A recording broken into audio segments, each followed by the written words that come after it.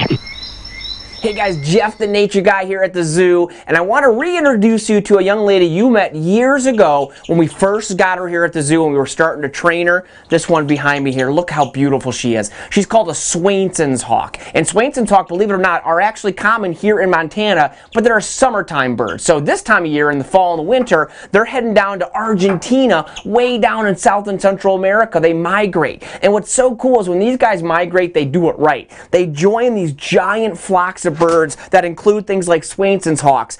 They include turkey vultures and broadwing hawks, and sometimes these groups of birds can be tens of thousands of birds large. And get this, they're called kettles, and what they do is they fly in the air and they circle in the sky, and they migrate all the way down to South America from Montana and the United States. Such a cool animal. But when she comes back over here and we get some good close-up of her, you're gonna notice she's got what almost looks like a bib on her body, which looks like, you know, when you eat messy food, you have to wear that little napkin. Well, that's kind of what it looks like she has on her chest there, and that's how you can determine that she's a Swainson Hawk, especially in the summertime months. They look a lot like the red-tailed hawk. Now, like all birds of prey, she's got really big feet and really big talons that allows her to grab her food. That grabbing motion is often called raptorial. That's why we call these guys raptors. But these guys generally eat what we call the 3 R's: rabbits, reptiles, and rodents. Now, the funny thing is when they're not out and about trying to find a boyfriend or girlfriend, they'll switch their diet and they eat bugs.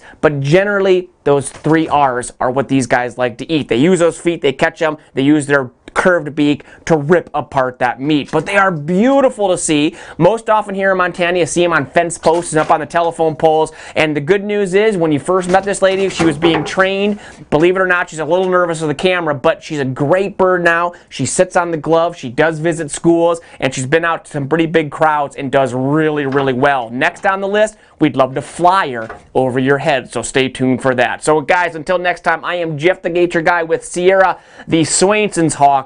What a beautiful animal, and one we're proud to have. We'll see you at the zoo.